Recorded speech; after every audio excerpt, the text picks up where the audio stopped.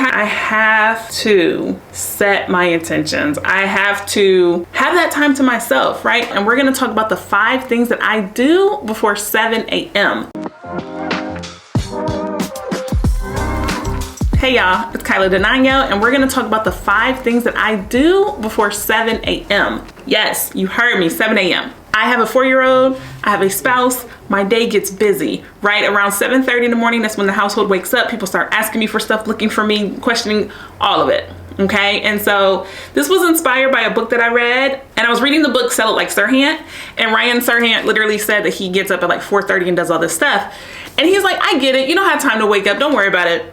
But couldn't you really just consider waking up early? I could. Okay, so I used to wake up at 7:15. And if you remember, I just said the household starts around 7:30. So I would jump up, fight or flight, running. What do I need to do? Who needs to get this? Who needs to do that? Who's in the shower too long? Right? And so I was like, Kyla, you have to take control. You have to take control of your life, take control of your routine. Okay, you don't go from 7:15 to 5:30. You go from 7:15 to let me set my alarm to 7, and then 6:45 and etc. Until the next thing you know, you're waking up at 5:30 and now you love it, right? The first thing I have to do to set this whole thing going, 5 things before 7 a.m. is that I decide to get up. That sounds silly, but you wake up and it's winter, and your bed is so warm and cozy, and you gotta walk to your office where it's not warm and cozy. That is hard. Or that alarm goes off and you did not go to bed at 9:30 like you said you were. You went to bed at 11. So now you've only slept for a few hours. Difficult. And by the time I am sitting in my office, I'm happy that I actually did get up. Second thing is I spend some time and I meditate with affirmation cards.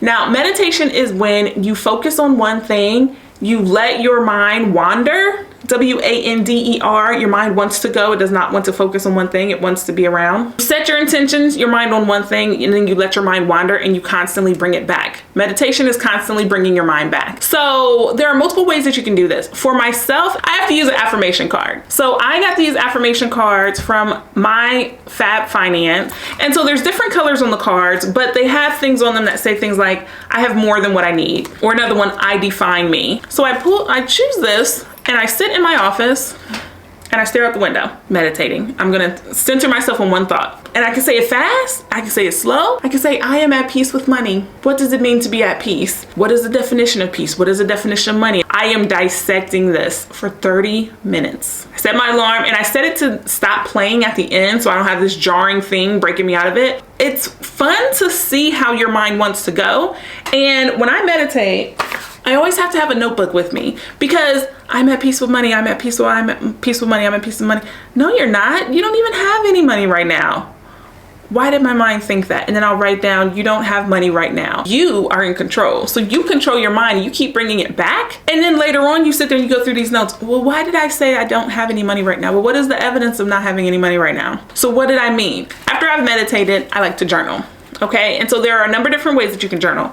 I personally like to look at my 2-month goals, my 6-month goals, my 1-year goal, or my 5-year goal. Yes, it's a lot, but if you're gonna do something, you pretty much need to have a goal. And your goal does not have to be this huge, dramatic, lofty thing, but I do feel like you need to know where you are trying to go in order to get there. And I will journal either about the prompt that I had for the affirmation, or I will journal about something that came up when I was doing the meditation, or I will just journal and think about the goals that I have. What's one thing I can do today to put me closer to that goal? What's one thing I can do today to get me closer to my 5-year goal? Sometimes when I wake up and my mind can't focus, I will just write the affirmation over and over. This one was, I am worthy of my wildest dreams. And other times I will use a directed journal. Okay, so I have the Becoming Journal. This is the one that accompanies the Becoming book by Michelle Obama, and there are prompts in here. What activities did you previously pursue but don't have time for now? 5-minute meditation journal. Okay, this one is really good. Short, sweet, it'll give you the actual prompts. And then you can just write about it, right? So if you're not quite sure where you want to go and don't have time to free journal, you can use a guided journal, which is really, really good. The fourth thing I do in the morning is I read. Every single morning I read a chapter of the Change Your Paradigm, Change Your Life book. I also will read about 3 chapters. Sometimes I'll read 1 chapter multiple times of the 21 Habits of Self-Made Millionaires. And there's so many really good principles in there, but I make sure I am checking that out and looking at that every single day. And I I thoroughly thoroughly enjoy this. And the last thing is that I stare at my vision board. My vision board will typically have my vision for the year. I've been looking at it, and like the thing about a vision board is it's not woo woo. It's not, oh my gosh, you put the picture up and it happens. I did that in law school. Faith without works is dead. Manifestation without action is just thoughts. And so you have to look at it. And so I will sit, and I have my vision board posted in my office upstairs, and I will sit and I will stare at it, and I'll read some quotes, and I'll look at the pictures. What did I feel when I put this on the wall?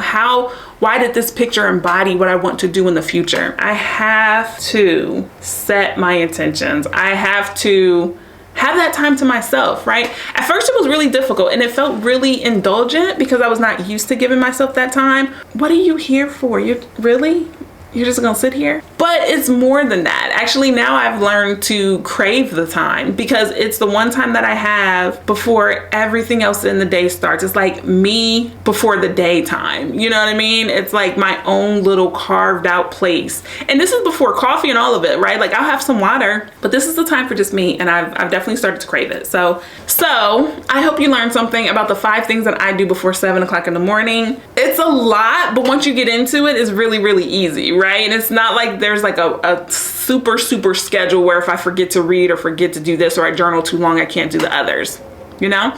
In fact, some days the family sleeps until 8 in the morning, and then I have even more time to myself. But then like when people wake up and they start asking you for stuff, you don't feel like it's an inconvenience because you've already had time for yourself, right? So that's the whole point, okay?